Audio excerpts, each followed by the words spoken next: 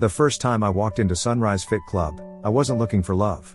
I was looking for a version of myself I didn't hate. It was barely morning, sky still half asleep, soft orange leaking through the big front windows. I stood in the lobby gripping my gym bag strap like it was a lifeline. Rubber mats, metal, sharp citrus cleaner. All of it whispered, no excuses. I was one step away from turning around when I heard, "First day." The voice came from behind the front desk. I looked up and saw her. She was tying her hair into a loose ponytail, sunrise catching little strands around her face. No judgmental once-over, no trainer attitude. Just warm brown eyes. And a smile that made the room feel less dangerous. "Is it that obvious?" I asked, trying to sound casual. She nodded toward the membership form I'd already wrinkled.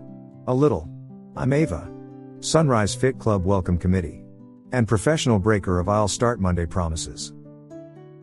I laughed under my breath. "I'm Arman. And yeah, I've been starting on Monday for about 3 years." She raised an eyebrow. "Well, it's Tuesday. So you're already ahead of schedule." Somehow, that one line made staying feel easier than leaving. She handed me a key card, walked me past the rows of treadmills and gleaming weights, and stopped by one of the machines facing the window. "Don't try to do everything today," she said. "Just move. 10 minutes, 20. Whatever you can. When your brain starts yelling that you can't, give it 2 more minutes. That's where change starts." I nodded, not sure I believed her. But I stepped onto treadmill number 6 anyway. The first week was brutal. My chest burned, my legs shook, and the mirrors were way too honest. I felt like everyone could see how far I had to go. But every morning at 6:30, one thing was the same. Ava was there. "Hey, you came back," she said on day 3. "Treadmill 6 loyalist," she joked on day 7. She'd adjust my incline, fix my grip on the dumbbells, show me a stretch so my knees didn't complain. She never treated me like a project. Just like someone worth showing up for. One morning, after a messy attempt at intervals, I was bent over the rails, gasping. I glanced up and saw her watching from the desk, pretending to shuffle papers. "You okay?" she called. I nodded, breathing hard. "This is the most I've run since. Ever." She walked over, resting her arms on the console. "You are doing better than you think," she said. I looked at the numbers. Tiny distance, tiny calories. Didn't look like better to me.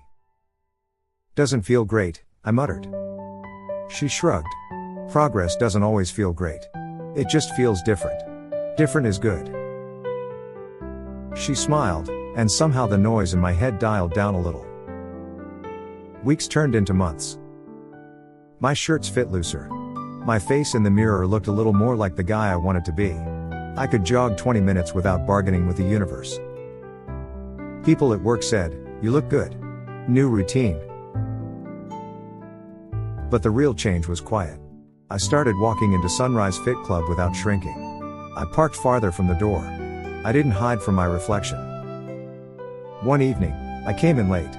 The gym was softer, lit by sunset instead of bright morning.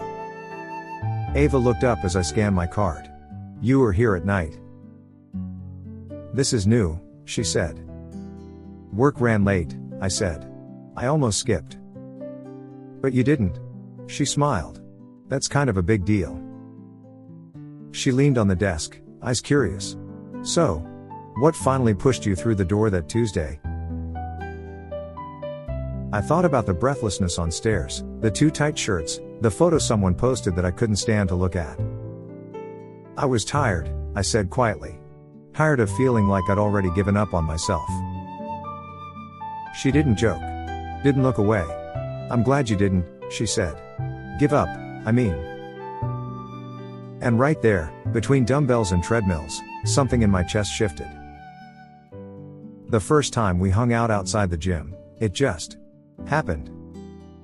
I was leaving after a Saturday workout when I saw her turning off lights near the front. "Heading home?" I asked. She slung her bag over her shoulder. "Heading for coffee, actually. Little place around the corner. They have post-workout muffins that almost cancel leg day pain. She grinned. Wanna join? Old me would have said no.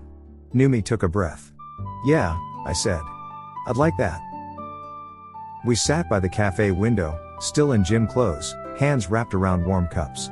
We talked about her noisy family, my terrible taste in movies, the way 5 a.m. feels different when you're going somewhere on purpose. At one point she studied me for a second. You know, she said, you've changed a lot since that first day. I tugged at my now looser hoodie.